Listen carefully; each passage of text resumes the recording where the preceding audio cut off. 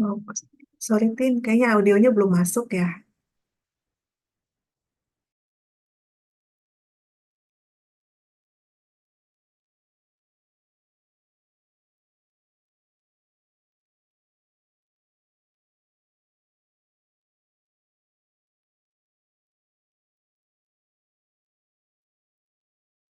Belum juga Tin.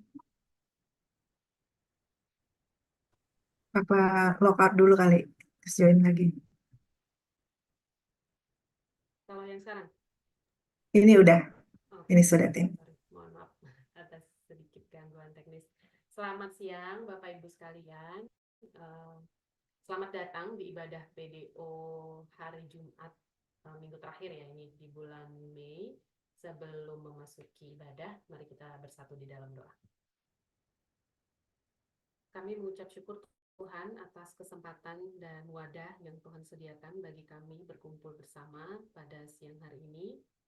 Di saat kami sebenarnya memiliki kesempatan untuk melakukan hal yang lain, tapi Tuhan menggerakkan kami untuk hadir di ibadah kami pada siang hari ini.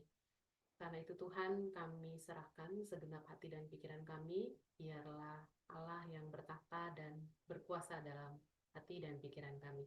Dalam nama Yesus kami berdoa, amin. Uh, Sekali lagi saya mau menyapa ya, selamat siang Bapak Ibu sekalian, Shalom. Kalau buat saya pribadi sih memang bulan Mei ini tidak terasa sudah sampai di penghujung bulan sebenarnya. Apalagi PDO kan menyiapkan tema bulanan ya dari minggu pertama sampai minggu terakhir ini. Tema besar kita adalah Injil, sebentar saya catat. Injil dalam kehidupan. Dan yang minggu keempat, yang terakhir ini kita akan belajar seperti yang sudah kita lihat di publikasi ya, Injil mengubah komunitas. Bapak Ibu sekalian juga pasti bergabung setidaknya di satu komunitas Kristen lah, yang berada di lapangan Banteng dan sekitar. Kita mungkin bergabung di satu komunitas seperti PDO. Bapak Ibu yang sukunya sama mungkin juga bergabung di komunitas gereja kesukuan kita masing-masing.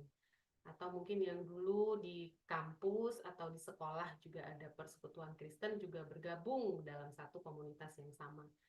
Kita setidaknya punya kesamaan lah ya, di komunitas yang kita ikutin itu dengan orang-orang yang berada di dalam komunitas itu juga.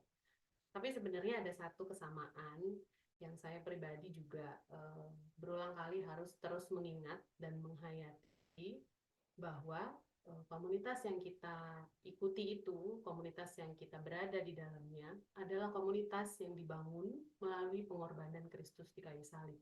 Itu adalah kesamaan kita yang paling mendasar sebelum kesamaan-kesamaan lain yang mungkin berbeda antara satu dan yang lain. Tapi yang pasti pengorbanan Kristus adalah fondasi yang membentuk komunitas yang kita punya sekarang. Dan pada hari ini kita akan belajar bagaimana pengorbanan Kristus itu Injil yang akhirnya mengubah dan membentuk komunitas kita. Sebelum mempersiapkan hati mendengarkan pemberitaan firman, mari kita naikkan pujian Batu Penjuru Gereja.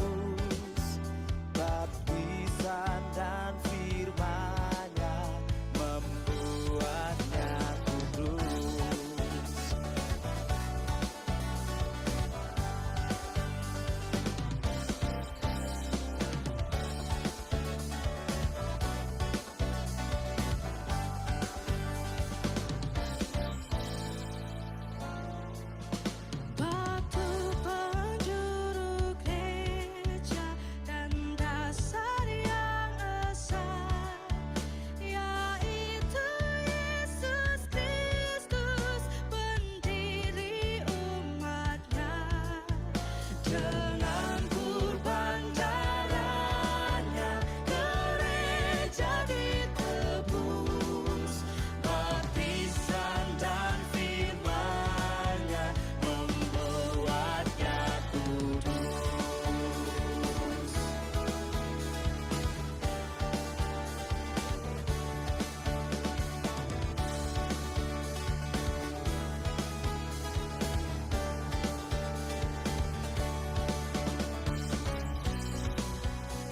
Oh, gereja takkan punah selama-lamanya, dibimbing tangan Tuhan, dibela kasih-Nya, ditantang pengkhianat dan banyak musuhnya. Bertahanlah jemaat dan jaya mulia.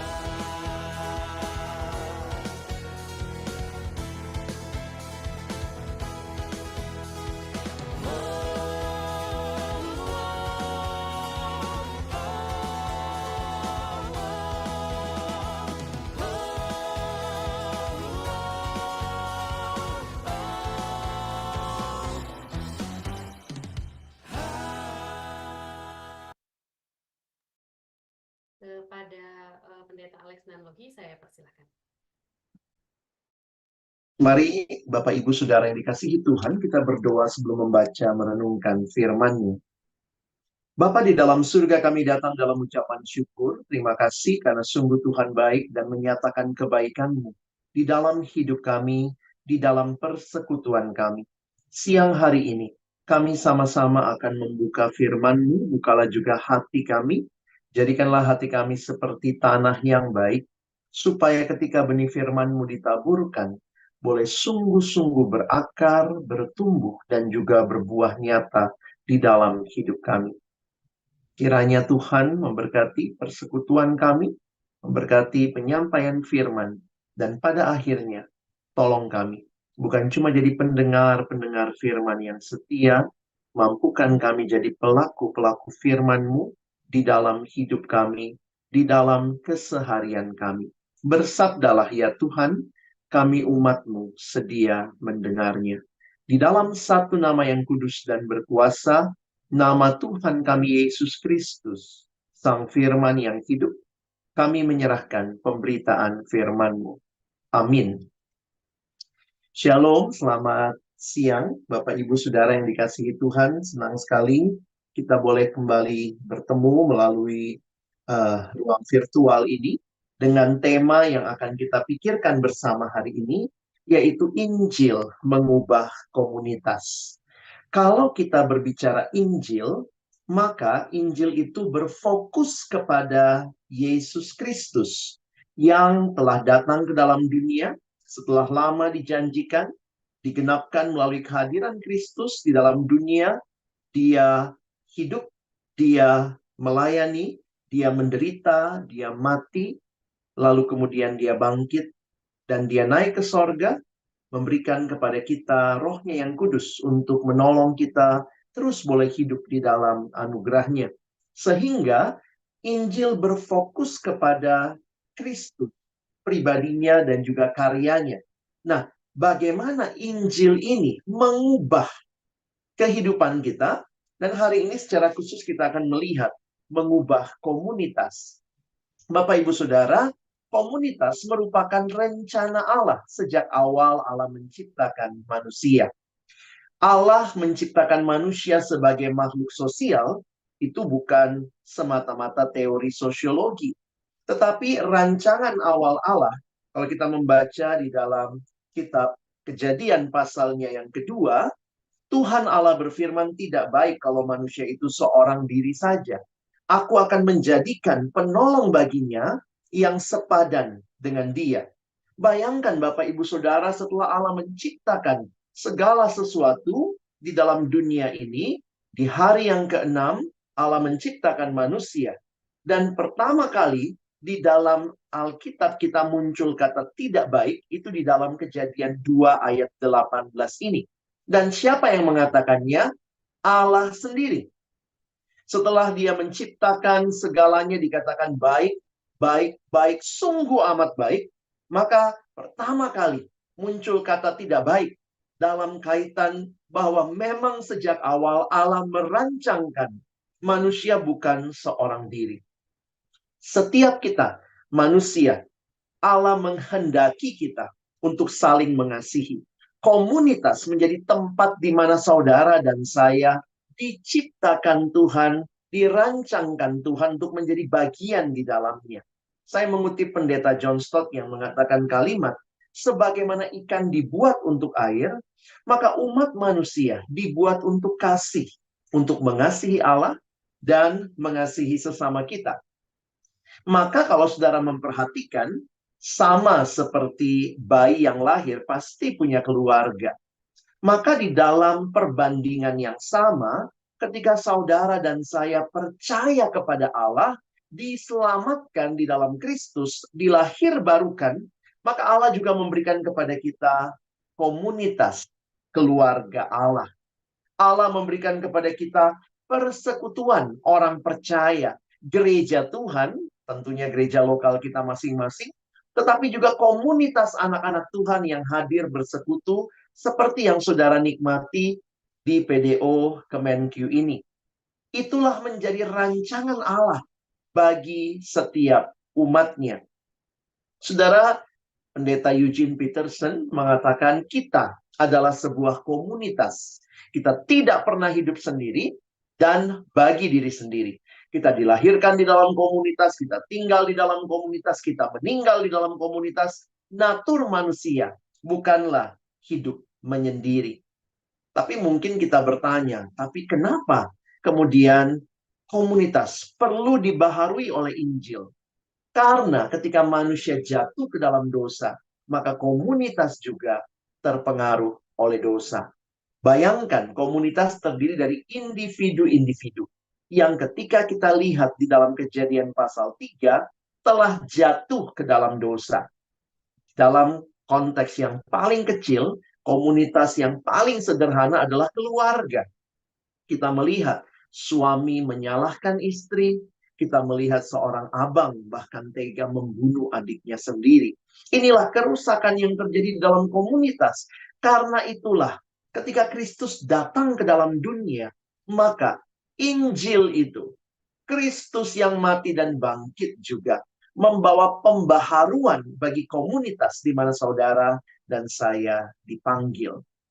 Mari kita sama-sama akan melihat satu pesan firman Tuhan yang disampaikan dalam Filipi, pasal yang kedua, ayat 1-11. Banyak orang berpikir bahwa ayat-ayat ini akan bicara kristologi, doktrin tentang Kristus. Tapi ingat, setiap kali Paulus secara khusus bicara tentang doktrin, dia tidak sedang menulis makalah tentang doktrin. Semua ini namanya teologi tugas. Maksudnya, apa yang disampaikan itu biasanya terkait dengan tugas tertentu.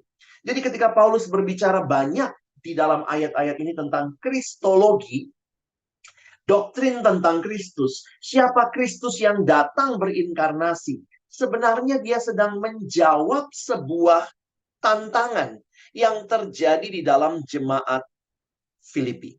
Nah, apa yang menjadi pergumulannya kita akan lihat sama-sama. Saudara, saya ajak membaca Filipi pasal 2 mulai ayat 1 sampai dengan ayat yang ke-11. Saya bacakan bagi kita. Jadi karena dalam Kristus ada nasihat, ada penghiburan kasih, ada persekutuan roh, ada kasih mesra dan belas kasihan. Karena itu sempurnakanlah sukacitaku dengan ini. Hendaklah kamu sehati sepikir dalam satu kasih, satu jiwa, satu tujuan, dengan tidak mencari kepentingan sendiri atau puji-pujian yang sia-sia. Sebaliknya, hendaklah dengan rendah hati yang seorang menganggap yang lain lebih utama daripada dirinya sendiri. Dan janganlah tiap-tiap orang hanya memperhatikan kepentingannya sendiri, tetapi kepentingan orang lain juga. Hendaklah kamu dalam hidupmu bersama menaruh pikiran dan perasaan yang terdapat juga dalam Kristus Yesus, yang walaupun dalam rupa Allah tidak menganggap kesetaraan dengan Allah itu sebagai milik yang harus dipertahankan, melainkan telah mengosongkan dirinya sendiri dan mengambil rupa seorang hamba dan menjadi sama dengan manusia, dan dalam keadaan sebagai manusia ia telah merendahkan dirinya dan taat sampai mati, bahkan sampai mati di kayu salib. Itulah sebabnya Allah sangat meninggikan dia dan mengaruniakan kepadanya nama di atas segala nama, supaya dalam nama Yesus bertekuk lutut segala yang ada di langit dan yang ada di atas bumi dan yang ada di bawah bumi, dan segala lidah mengaku Yesus Kristus adalah Tuhan, bagi kemuliaan Allah Bapa. Mari saudara yang dikasihi Tuhan, kita menelaah ayat-ayat ini dalam konteks kitab Filipi. Mengapa Paulus menuliskan hal ini? Memang banyak ayat yang kita baca ini bicara tentang siapa Yesus yang dalam rupa Allah, tidak menganggap kesetaraan dengan Allah sebagai milik yang harus dipertahankan. Tapi jangan lupa, Paulus tidak bicara doktrin demi doktrin. Ada sebuah situasi yang ada yang membuat akhirnya Paulus mengangkat doktrin Kristologi, mengangkat teladan Kristus. Ada 3 hal yang akan kita perhatikan sama-sama. Yang pertama, ternyata ada perpecahan di dalam jemaat. Komunitas juga butuh pembaharuan, ya. Tidak ada komunitas yang sempurna. Gereja di Filipi ada di dalam perpecahan. Karena itu Injil mengubahkan komunitas. Itulah yang Paulus ingatkan. Yang kedua, ya ini tadi ya, hidup berpadanan dengan Injil. Realitanya sebenarnya mereka adalah orang-orang yang telah mengalami berita Injil itu. Dan karena itulah nanti saudara bisa melihat jemaat yang sudah ada di dalam Kristus telah menikmati persekutuan di dalam dan karena Roh Kudus, ini dipanggil untuk mewujud nyatakan hal tersebut. Saudara, dosa telah merusak termasuk relasi di dalam persekutuan. Sehingga nampaknya ada konflik yang terjadi di dalam jemaat Filipi. Nah, mungkin kita lihat realitas sekarang banyak konflik yang terjadi, termasuk juga dalam kehidupan keluarga, rumah tangga, bahkan di dalam persekutuan, di dalam gereja. Ini menjadi masalah yang Paulus juga angkat. Karena kalau kita perhatikan konteks Filipi pasal 4, ada masalah kesatuan. Ada 2 orang perempuan yang nampaknya mereka pemimpin jemaat. Kenapa? Karena namanya disebut khusus dan kita lihat ayatnya. Eudia kunasehati dan Sintike kunasehati. Masing-masing namanya disebut. Supaya sehati sepikir dalam Tuhan. Berarti lagi nggak sehati sepikir. Bahkan kuminta juga kepadamu Sunsugos. Ini pakai orang ketiga saudara ya. Temanku yang setia, tolonglah mereka. Karena mereka telah berjuang dengan aku dalam pekabaran Injil. Wow, ini orang-orang yang melayani. Bersama-sama dengan Clemens dan kawan-kawanku sekerja yang lain. Yang nama-namanya tercantum dalam kitab kehidupan. Kita tidak diberitahu apa yang menjadi masalah mereka. Tetapi menurut kalau para penafsir biasanya mengkaitkan, nampaknya ini masalah antar 2 pemimpin. Ya, ada golongannya Eudia nampaknya, ada golongannya Sintike, dan ini telah menjadi masalah di dalam gereja tanpa kita tahu sebenarnya persisnya apa yang terjadi. Saudara, tidak ada komunitas yang sempurna, dan setiap komunitas yang terdiri juga dari manusia berdosa butuh penebusan Kristus. Karena itu Injil betapa penting. Dan Paulus sudah ingatkan itu. Kalau saudara lihat di poin yang kedua ya, kita perlu membaca Filipi pasal pertama. Filipi pasal pertama ayat yang ke-27, ini menjadi sebuah dasar yang penting bahwa Injil, kekuatan Injil dalam mengubah komunitas. Mari kita lihat ayatnya. Hanya hendaklah hidupmu berpadanan dengan Injil. Supaya apabila aku datang, aku melihat, dan apabila aku tidak datang, aku mendengar bahwa kamu teguh berdiri dalam satu roh. Nah, saudara lihat ya, ini kalimat-kalimat yang diulangi atau kata-kata frasa yang diulangi. Satu roh, sehati, sejiwa. Wah, itu lihat tadi ya. Eudia dan Sintike tidak sedang sehati sepikir. Sehati sejiwa berjuang untuk iman yang timbul dari berita Injil. Beberapa catatan yang kita bisa lihat tentang Injil yang dialami oleh jemaat Filipi. Komunitas Kristen yang sejati adalah komunitas yang aktif membagikan Injil. Bukan hanya mendengar Injil ya. Sehingga Paulus menulis ya, sehati sejiwa berjuang untuk iman yang timbul dari berita Injil. Tetapi bukan hanya mengkhotbahkan. Mudah saudara ya, kelihatannya kayaknya kita membagikan Injil seperti itu. Tapi apakah Injil telah terlebih dahulu mengubah kita? Karena itu setiap anggota komunitas dipanggil untuk bersama-sama mengalami transformasi menjadi serupa dengan Kristus. Dua konteks ini, kalau saudara perhatikan, nomor satu, ada perpecahan. Nomor dua, Paulus bilang begini kira-kira, hei kamu sudah mengalami Injil, ayo sekarang hiduplah berpadanan dengan Injil. Maka yang ketiga, sekarang Paulus masuk kepada nasihat bagi jemaat yang memang realitanya ada perpecahan. Tapi ingat, kamu sudah punya modal yang Tuhan berikan ketika kamu percaya. Saudara, ini yang seringkali perlu kita pahami ya, bahwa perjuangan menghidupi Injil itu harus diperjuangkan. Kadang-kadang kita pikir, masa sih dia majelis tapi nggak tahu? Harusnya kan, karena kita berpikir itu otomatis. Kalau sudah majelis, sudah hamba Tuhan, sudah orang yang dewasa rohani, seharusnya. Jadi kita biasa berasumsi bahwa harusnya. Tetapi ternyata ini membutuhkan perjuangan yang di dalamnya saudara dan saya perlu belajar lagi, merendahkan diri lagi. Mari kita lihat nasihat Paulus kepada jemaat. Di dalam pasal 2 ayat 1 tadi ya.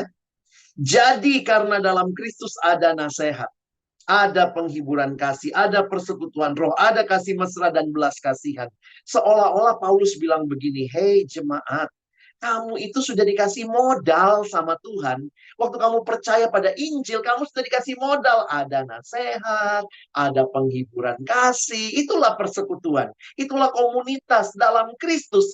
Kita bisa saling menasehati, ada penghiburan kasih, ada persekutuan roh, ada kasih mesra dan belas kasihan. Lihat ayat 2. Karena itu, karena semua itu sudah kamu miliki, sempurnakanlah sukacitaku dengan ini.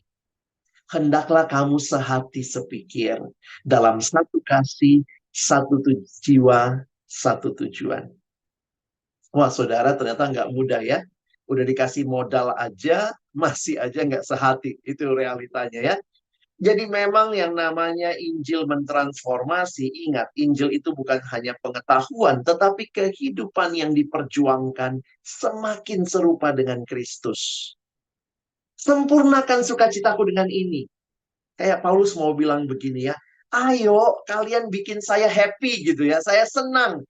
Gimana caranya?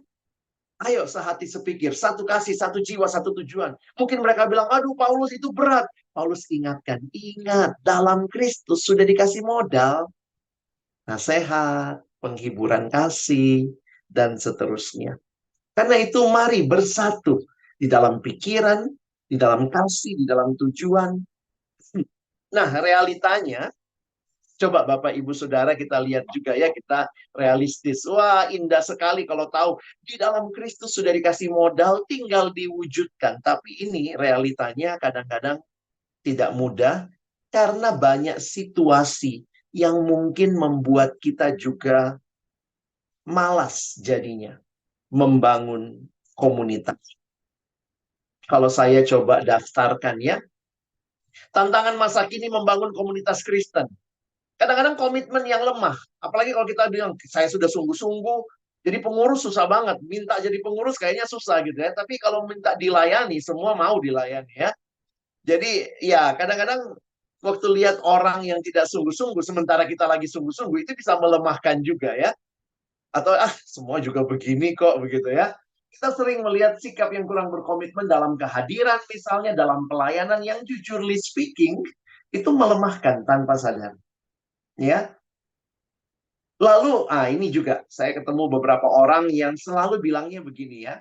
Maaf, ini kalimat-kalimat yang saya pikir perlu kita evaluasi hidup kita. Males datang, nggak dapat apa-apa. Wah, gitu ya. Termasuk di gereja juga.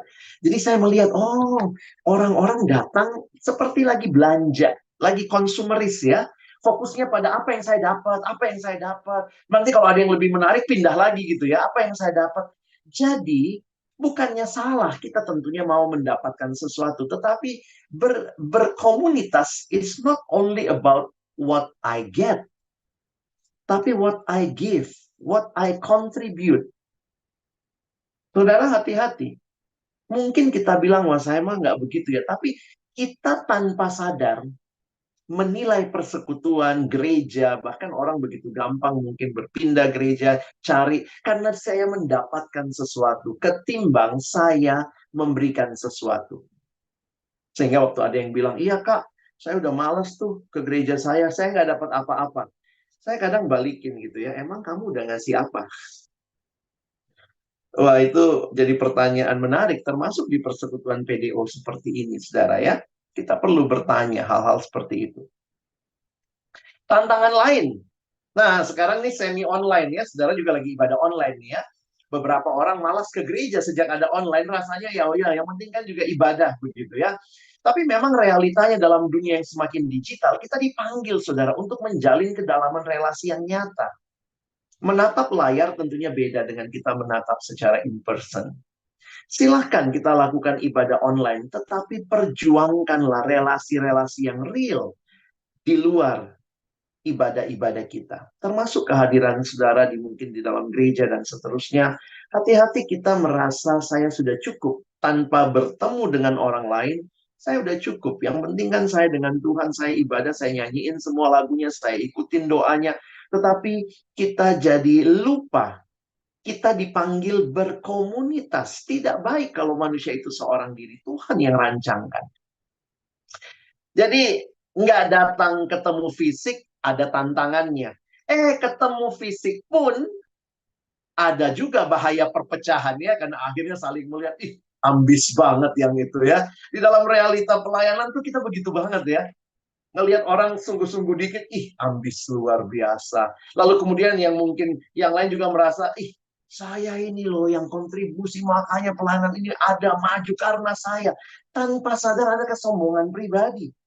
Dan bahkan fokusnya pada diri kita sendiri. Nah, saya tidak tahu, Bapak Ibu Saudara, tantangan mana nih yang kita alami secara real ya? Apakah kita sangat konsumeris tanpa kita sadari? Jemaat Filipi sedang menghadapi yang terakhir, perpecahan. Ternyata waktu ngumpul, ya gitulah. Saudara, memang tidak ada gereja yang sempurna ya. Ada yang bilang begini, kalau saudara ketemu gereja yang sempurna, lalu saudara daftar, masuk ikut ke dalamnya. Begitu saudara join, langsung gereja itu jadi nggak sempurna. Karena apa? Karena saudara gabung, begitu ya. Ini mau menunjukkan bahwa jangan utopis menuntut kesempurnaan, tetapi mari berkontribusi. Jadi setelah bicara modal-modal tadi, coba lihat kalimat Paulus. Dengan tidak mencari kepentingan sendiri atau puji-pujian yang sia-sia. Sebaliknya hendaklah dengan rendah hati yang seorang menganggap yang lain lebih utama daripada dirinya sendiri. Dan janganlah tiap-tiap orang hanya memperhatikan kepentingannya sendiri, tetapi kepentingan orang lain juga. Paulus mengerti banget perpecahan terjadi. Karena apa ya? Karena tadi yang saya tulis ya. Mungkin selfish ambition. Perpecahan terjadi karena mungkin desire for personal prestige. Apalagi kadang-kadang gereja juga begitu ya. Yang kasih persembahan besar dibacain begitu ya. Nah, itu membuat akhirnya orang merasa, wah dia kasih segitu. Tunggu, minggu depan saya kasih lebih besar begitu ya. Senang sih kas gereja nambah, tapi perpecahan terjadi saudara ya. Dan fokus kepada diri. Itu yang dikatakan tadi. Maka disinilah kemudian Paulus mengingatkan kita harusnya memikirkan kepentingan Kristus, kepentingan sesama, bukan diri kita. Dan perhatikan masalah kesatuan harus disikapi dengan sebuah sikap yang ditulis di ayat 3. Hendaklah dengan rendah hati. Lalu waktu bicara kerendahan hati, Nah, disinilah Paulus bicara kristologi. Dia bicara Kristus. Jadi doktrin kristologi muncul dalam Filipi 2. Di dalam konteks jemaat yang sedang berselisih.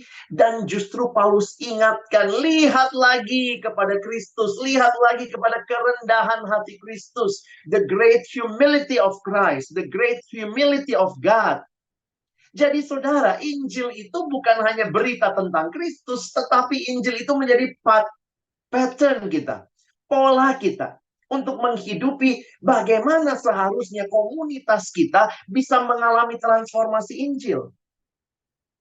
Maka perhatikan ayat yang kelima. Ini kalimat Paulus. Hendaklah kamu dalam hidupmu bersama. Bukan cuma ngerti Injil, ngerti Yesus. Tapi punya pikiran dan perasaan yang terdapat juga dalam Kristus Yesus. Kalau nggak begini saudara, meskipun kita hanya mengkhotbahkan Injil, kita nggak hidupi Injil itu, ya nggak ada perubahan juga. Makanya Paulus masuk agak sensitif ini ya. Saya nggak tahu kenapa bahasa Indonesia sampai membutuhkan 2 kata, saudara, untuk menjelaskan pikiran dan perasaan. Ini mau menunjukkan apa? The whole being of Christ. Harusnya sih seperti itu. Karena kalau Bapak Ibu Saudara memperhatikan terjemahan lain, itu rata-rata hanya satu bagian. Hanya bahasa Indonesia itu yang 2 ya. Pikiran dan perasaan. Coba kita lihat beberapa terjemahannya. Nah, banyak yang pakai istilah attitude. Ada juga yang pakai istilah mind.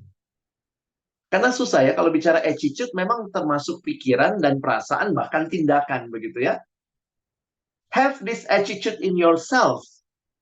Kalau NIV, have the same mindset as Christ Jesus. Wah, Indonesia menerjemahkan milikilah pikiran dan perasaan. Wah, jadi kerendahan hati yang menjadi kunci dalam kesatuan ini meniru kerendahan hati Kristus. Bayangkan dia Allah jadi manusia. Saudara, wow, luar biasa. Saudara yang mau pensiun aja udah bingung gitu ya. Tiba-tiba nanti nggak punya kedudukan misalnya, nggak punya otoritas. Ini Allah jadi manusia, saudara. Seorang penulis kasih gambaran begini. Can you imagine Allah jadi manusia? Itu kan pencipta jadi ciptaan. Gimana membayangkannya? Wah, dia bilang begini. Ini Ibu Marfa Don, seorang teolog. Imagine if the shoemaker become a shoe. Coba, susah juga bayangin ya saudara ya. A shoemaker become a shoe. Itulah yang terjadi. Kristus memberikan hidupnya, memberikan haknya, dia rela untuk kehilangan. Dikatakan dalam keadaan dia turun. Allah, kalau kita perhatikan, saya baca ya sebentar ayat yang ke-6, yang walaupun dalam rupa Allah tidak menganggap kesetaraan dengan Allah itu sebagai milik yang harus dipertahankan, melainkan telah mengosongkan dirinya sendiri. Saudara mau terjadi transformasi dalam komunitas di mana saudara hadir? Maka tirulah Kristus. Tirulah pikirannya yang memikirkan orang lain. Tirulah tindakannya yang terlihat jelas mengutamakan orang lain. Itulah yang akan mentransformasi. Jadi tidak ada transformasi yang terjadi tanpa usaha, tanpa perjuangan menyerupai Kristus. Jangan cuma memberitakan Injilnya, tetapi menghidupi Injilnya. Saudara mau komunitas kita berubah? Harapkanlah Injil dihidupi. Makin banyak yang rendah hati, makin banyak yang mementingkan kepentingan orang lain, makin banyak yang berkomitmen jelas, makin banyak yang tidak konsumeris, tetapi berkontribusi. Jadi tidak ada yang namanya perubahan tanpa sebuah pembaharuan yang total yang harus dimulai dengan perjuangan menyerupai Kristus. Menariknya, ketika ini semua terjadi, saudara perhatikan ayat 9, 10, dan 11. Saya tuliskan begini, kerendahan hati Yesus ternyata bukan buat dirinya, tapi buat kita umat manusia. Kadang-kadang kita bisa pura-pura rendah hati ya. Wah, orang suka gitu ya. Kamu aja yang main musik, jangan saya deh. Kamu aja yang main musik, itu jangan saya deh. Kamu aja jangan saya deh. Padahal dalam hati paksa terus dong gitu ya. Jadi ada orang ada orang rendah hati model papan loncat. Dia berharap kalau dia makin rendah, nanti naiknya tambah tinggi gitu ya. Begitu habis main musik terus, kamu bilang nggak bisa, taunya bisa. Maaf, baru tahu dia ya. Jadi orang bisa begitu rupa, rendah hati bukan untuk orang lain, tapi rendah hati untuk terlihat baik. Tapi perhatikan, Yesus rendah hati. Ayat 9, itulah sebabnya Allah sangat meninggikan dia. Kita mau disanjung, kita mau dipuji, tapi sebenarnya banyak yang tidak tulus. Kita pura-pura rendah hati supaya orang puji kita. Tapi Yesus tidak demikian. Karena itu pujian yang dia dapatkan dari evaluator agung. Allah yang tahu sampai isi hati yang terdalam. Yesus tidak pernah, tanda kutip ya, mengharapkan seperti ini. Tapi perhatikan, itulah sebabnya Allah sangat meninggikan dia. Dan mengaruniakan kepadanya nama di atas segala nama dan seterusnya. Saudara, indah sekali bagian firman Tuhan ini yang mengajak kita untuk terlibat dalam transformasi di komunitas kita masing-masing. Tapi siapa yang harus menjadi teladan kita? Kristus. Mari terus bertumbuh. Bertumbuh semakin serupa Kristus. Berkontribusi, berbagian di dalam setiap kali kita ingat, miliki pikiran, miliki perasaan, miliki tindakan seperti Kristus. Yang punya komitmen, punya kontribusi, kerelaan berkorban. Kalau semua itu kita alami, indah deh persekutuan kita ya. Transformasi itu bukan cuma karena ada khotbah tiap minggu ya, tapi karena ada hidup yang mau selaras, hidup yang mau berpadanan dengan Injil. Makanya saudara terus bertumbuh. 3 hal Tuhan kasih biar saudara dan saya bertumbuh ya. Tuhan kasih Roh Kudus, Tuhan kasih firman, Tuhan kasih kesempatan kita boleh berdoa kepadanya, dan Tuhan kasih komunitas saudara. Coba kita lihat satu-satu sebentar ya. Roh Kudus sudah diberikan karena memang kesatuan ada di dalam karya Roh yang menyatukan. Tuhan kasih firman, maka mari hidup selaras dengan firman. Kita makin tahu harus seperti apa pikiran dan perasaan yang seperti Kristus. Nah, dan jangan lupa ya, yang membuat kita bertumbuh juga sebenarnya adalah komunitas itu sendiri, saudara. Ingat, ada banyak gambaran di Alkitab tentang komunitas. Salah satunya tubuh Kristus. Wah, gambaran tubuh berarti nggak sendirian. Kalau cuma tangan, masa kita bilang itu tangan? Nggak bisa kita bilang itu tubuh. Kalau cuma kaki, kita nggak bisa bilang itu tubuh. Tapi kalau ada tangan, ada kaki, ada mata, ada hidung, kita baru bilang itu tubuh. Itulah membuat kita tidak bisa sombong merasa diri kita yang paling memperjuangkan sebuah pelayanan, sebuah persekutuan. Dan gambaran lain yang diberikan, sebenarnya yang saya suka, adalah gambaran keluarga. Ya, komunitas ini adalah sebuah keluarga. Keluarga ya, ada perpecahan, ada konflik, ya realitanya mana ada rumah tangga nggak punya perkumpulan ya. Konflik, perbedaan, tetapi ketika kita sama-sama memandang kepada Injil, kita punya kerinduan untuk benar-benar memperjuangkan supaya hidup Kristus dinyatakan lewat kebersamaan kita. Perbedaan bisa ada karena beda pendapat, beda konteks, beda latar belakang, tapi kita lihat kata kunci persekutuan itu apa, saudara? Kata kunci persekutuan itu saling. Nanti kalau saudara perhatikan ya, kata kunci persekutuan itu saling. Ketersalingan. Sayangnya banyak kita lupa. Kita pikir persekutuan itu waktu saya datang ibadah, saya pulang, saya dapat sesuatu, saya. Sebenarnya kalau kita sungguh-sungguh berkomunitas, kata kuncinya itu one another. Coba Bapak Ibu lihat ya. Gereja itu apa? Gereja itu ini. Menerima satu sama lain, care satu sama lain. Jadi kalau kita bilang, oh bergereja itu saya datang, duduk, dengar khotbah, senang, kasih persembahan, saya pulang. Jangan-jangan kita belum berkomunitas. Karena gereja itu ya ini, saling mengampuni ya. Karena ada gesekan pasti ya. Saling mengaku dosa, saling melayani, saling mengasihi. Jadi ini jadi pergumulan saya juga ketika banyak belajar tentang komunitas. Jangan-jangan kita nggak sedang bergereja. Kita cuman seperti sedang datang nonton bioskop, ya, 1 million grandma nangis-nangis pulang. Kita nggak kenal di sebelah kiri, di sebelah kanan, yang nangis sama-sama, yang lebih kenceng nangisnya dari kita. Kita nggak tahu apa yang terjadi. Tapi gereja itu ini. Injil mengubah kita untuk bisa melihat satu sama lain. Kalau kurang banyak, saudara ya, saya kasih PR lah di akhir khotbah ini ya. Silakan di screenshot PA lagi ya. Ini gereja. So many one anothering. Dan kiranya komunitas yang diubah oleh Injil adalah komunitas yang mengalami karya Allah yang luar biasa. Kiranya Tuhan menolong kita meneladani Kristus, menghidupi kehidupan yang benar-benar menjadikan Dia yang utama, sehingga kita punya pikiran dan perasaan seperti Kristus. Amin. Mari berdoa. Terima kasih untuk firman-Mu. Kiranya setiap kebenaran yang kembali menyegarkan hati kami, menolong kami mengevaluasi juga, baik kehadiran kami di tengah komunitas, maupun komunitas di mana kami hadir dan berkontribusi. Tolong kami Tuhan, pada akhirnya, bukan hanya jadi pendengar firman, tapi jadi pelaku-pelaku firman. Terima kasih. Kami bersyukur untuk Injil yang terus mengubahkan hidup, termasuk komunitas yang Tuhan berikan. Kami bersyukur di dalam nama Tuhan Yesus kami berdoa. Amin.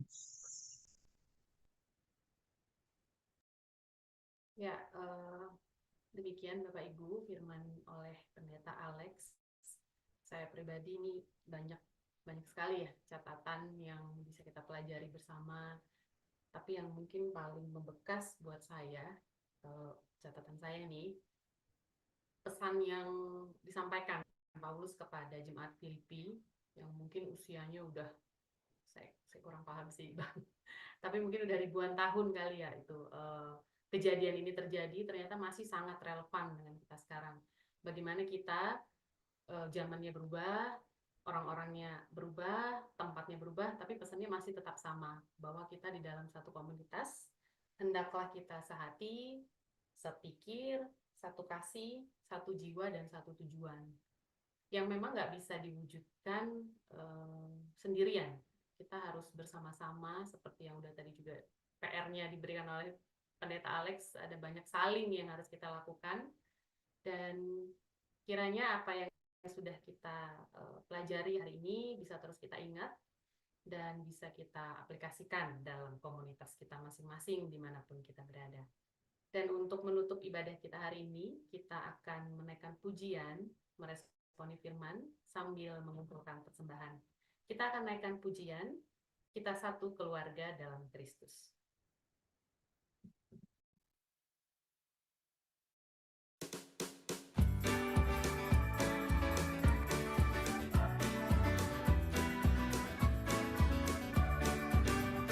Kita satu keluarga dalam Kristus, karena kasih-Nya yang telah mempersatukan. Marilah kita saling membangun terus di dalam pengenalan akan Tuhan. Kita satu keluarga dalam Kristus, alangkah indah duduk bergandeng tangan. Marilah kita memperlengkapi terus hingga siap menjadi alat Tuhan. Saling membangun dan mengisi dalam pengenalan firman Tuhan, serta menjadi terang Tuhan, dan nama Tuhan dipermuliakan.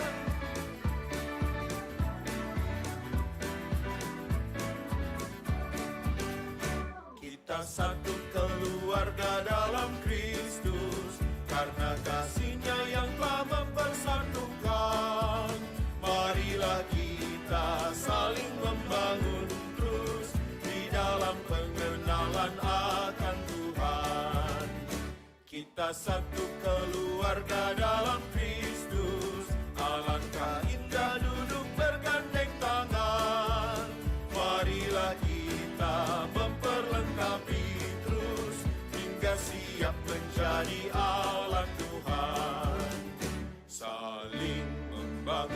dengan mengisi dalam pengenalan firman Tuhan, serta menjadi terang Tuhan, dan nama Tuhan dipermuliakan. Saya persilakan pada Pendeta Alex untuk menutup ibadah dalam doa. Baik, mari Bapak Ibu, Saudara yang dikasihi Tuhan, kita masuk di dalam doa syafaat dan juga untuk sekaligus menutup ibadah kita hari ini.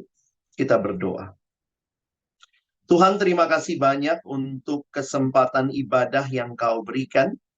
Terima kasih untuk firman yang kembali mengingatkan, mengevaluasi kehidupan kami di tengah-tengah komunitas-komunitas yang Tuhan hadirkan bagi hidup kami. Baik di gereja lokal kami, maupun di persekutuan yang lain, termasuk juga di dalam kehadiran PDO di Kemenq ini ya Tuhan. Kiranya Injil yang telah kami alami menyelamatkan hidup kami, karya Kristus yang genap itu, bukan hanya kami nikmati, tapi kami hidupi untuk benar-benar memiliki pikiran dan perasaan seperti Kristus yang memperjuangkan kesatuan dan kerendahan hati. Hari ini sama-sama kami mau bersyukur untuk persembahan yang telah dikumpulkan, kiranya Tuhan pakai untuk menjadi berkat melalui PDO di tempat ini, membangun persekutuan, dan juga boleh dipakai bagi kemuliaan nama Tuhan. Berkati saudara-saudara yang mengelolanya, boleh dipakai dengan baik, bertanggung jawab bagi kemuliaan nama Tuhan. Bersama-sama kami mengucap syukur untuk saudara-saudara yang berulang tahun di dalam minggu yang sudah berlalu dari tanggal 18 Mei hingga hari ini tanggal 31 Mei. Kami bersyukur karena Tuhan yang telah menambahkan 1 tahun lagi usia bagi mereka. Di dalam sukacita mereka, kiranya mereka terus berserah, bersandar kepada Tuhan. Genapkanlah rencana-Mu ya Tuhan bagi saudara-saudara kami ini. Di dalam kerinduan mereka, mungkin ada hal-hal yang mereka doakan, inginkan ke depan. Jika Tuhan berkenan, seturut dengan kehendak-Mu, berikanlah ya Tuhan di dalam waktu-Mu juga. Dan kiranya melalui kehidupan mereka, karya mereka, keseharian mereka, semakin mengasihi Tuhan dan juga mengasihi sesama. Terima kasih. Kami terus bersyukur untuk kesempatan ibadah yang Tuhan berikan, dan Jumat depan kami juga akan beribadah bersama dengan tema diciptakan untuk kekekalan. Kami sungguh berdoa agar kiranya segenap pengurus PDO serta para pelayan mimbar boleh menyiapkan diri untuk pelayanan minggu yang akan datang. Berdoa juga untuk hamba-Mu Bapak Junius Hardi yang akan menyampaikan renungan. Tuhan berkati Hardi dalam persiapannya agar bisa juga menyiapkan dengan baik, membawakan dengan baik, dan juga boleh menikmati apa yang juga Tuhan berikan di dalam persiapan baginya. Terima kasih, berkati kami semua juga untuk boleh hadir di minggu yang akan datang dan bersama-sama terus bertumbuh. Kami ingat juga ya Tuhan, berdoa untuk perdamaian dunia pada hari ini. Kami berdoa untuk konflik yang masih terjadi antara Israel dan Palestina. Secara khusus, apa yang kami saksikan begitu menyedihkan pasca penyerangan ke Rafah yang menyasar tenda-tenda pengungsi Palestina yang bahkan telah ditetapkan sebagai zona aman, zona damai. Tapi kemudian dilanggar ya Tuhan. Kami sungguh berdoa kiranya Tuhan berbelas kasihan. Tuhan kiranya perang ini dapat dihentikan. Kami berdoa untuk pihak-pihak internasional, kiranya boleh mendesak perdamaian boleh terjadi ya Tuhan. Kami sungguh berdoa kiranya setiap upaya yang dilakukan untuk menghentikan konflik ini boleh berbuah dengan baik. Tentunya ini akan begitu rupa membuat banyak bangsa juga terlibat. Tapi kami sungguh percaya Allah yang adil akan menyatakan kehendak-Mu di dalam kuasa-Mu ya Tuhan. Terima kasih. Sekali lagi kami bersyukur kami boleh datang dan berdoa dan percaya Tuhan mendengar doa kami dan bahkan sanggup menjawab melampaui apa yang kami pikirkan dan yang kami doakan. Berkati hidup keluarga kami, keseharian kami, pekerjaan kami. Kiranya terus boleh menjadi berkat ketika kami hadir dan melayani Engkau melalui setiap aktivitas kami. Dan pada akhirnya kami menutup seluruh rangkaian ibadah kami. Kalau sebentar kami akan kembali bekerja, Tuhan juga yang memimpin. Dalam semua hal yang kami lakukan, biarlah kami memuliakan nama Tuhan. Dan akhirnya kami mengarahkan hati kami kepadamu dan kembali di dalam berkat yang daripada Tuhan. Bapak, Ibu, Saudara yang dikasihi Tuhan, kini arahkan hatimu kepadanya dan terimalah berkat-Nya. Tuhan memberkati engkau dan melindungi engkau. Tuhan menyinari engkau dengan wajah-Nya dan memberi engkau kasih karunia. Tuhan menghadapkan wajah-Nya kepadamu dan memberi engkau damai sejahtera sampai selama-lamanya. Amin.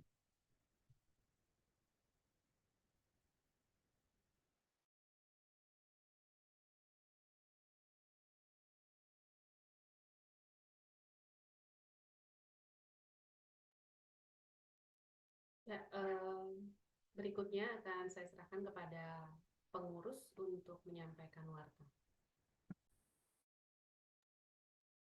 Baik, terima kasih, Christine.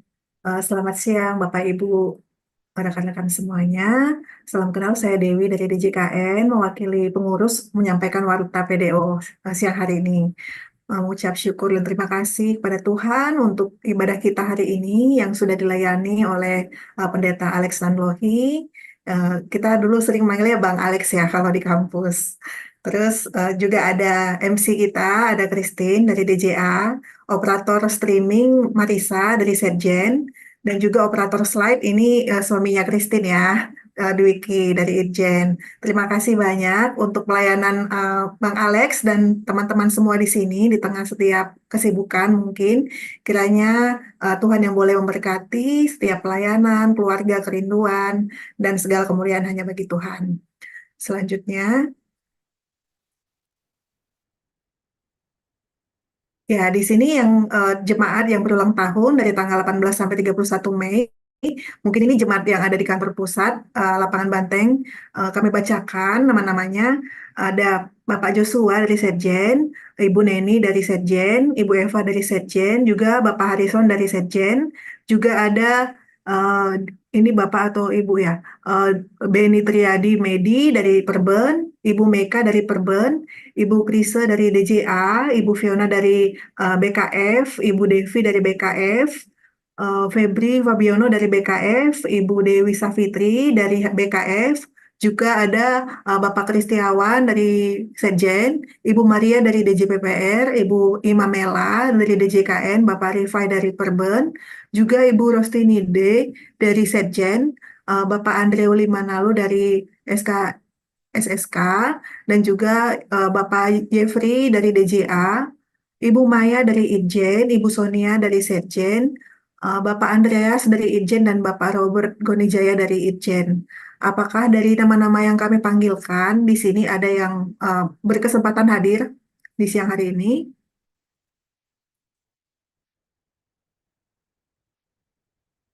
Ya, sepertinya kami pantau belum ada.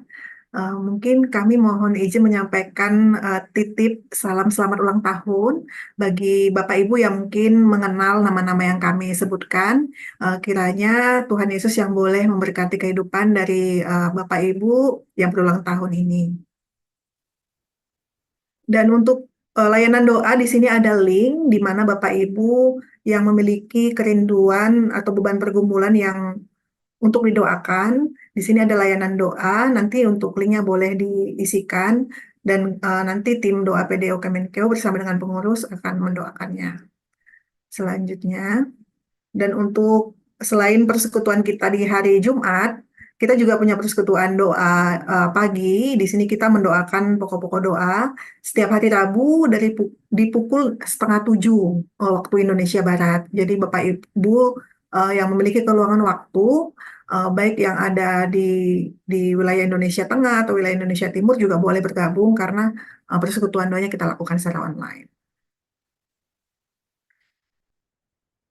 Dan kami selaku pengurus juga mengucapkan terima kasih kepada Bapak Ibu yang terus mendukung pelayanan di PDO, baik melalui dana dan persembahan di sini adalah sebesar 1.120.000 untuk persembahan 2 minggu lalu. Terima kasih untuk setiap dukungan Bapak Ibu semua. Selanjutnya. Dan yang terakhir, mungkin ini warta yang terakhir ini, minggu ini kita sudah menutup tema bulanan kita, dan minggu depan kita akan memasuki tema bulanan yang baru, yaitu untuk apa aku diciptakan. Dan untuk tanggal 7 Juni, minggu depan, temanya adalah diciptakan untuk kekekalan yang akan tadi sudah kita doakan, disampaikan oleh Bapak Evangelis Junius Hardy.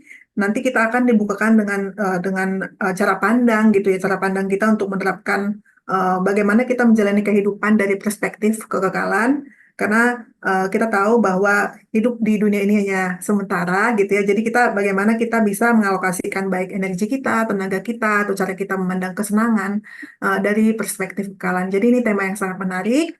Bapak Ibu, mari kembali hadir. Dan untuk Bapak Ibu yang berada di lingkungan lapangan Banteng atau sekitarnya, kami undang untuk boleh datang secara fisik di Aula BKF. Jadi kita selain menikmati berkat rohani, kita juga bisa mengalami fellowship dan juga berkat jasmani ya. Jadi diharapkan kedatangan Bapak Ibu semua yang bisa datang secara fisik. Dan untuk Bapak Ibu yang di luar wilayah Jakarta, boleh tetap bergabung karena nanti ibadahnya akan hybrid melalui Zoom juga. Mungkin itu warta yang boleh kami sampaikan minggu ini. Terima kasih Bapak Ibu untuk perhatiannya. Kami kembalikan kepada Christine. Ya, terima kasih Kak Dewi. Demikian Bapak Ibu ibadah kita pada siang hari ini. Selamat berkomunitas, selamat mempraktikkan firman Tuhan, dan selamat kembali bekerja. Terima kasih. Terima kasih, Christine. Terima kasih Terima pelayan. kasih, Bang Alex. Terima kasih Terima Bang kasih. Alex. Terima kasih Bang Alex. Ya, thank you. Semuanya, Tuhan berkati.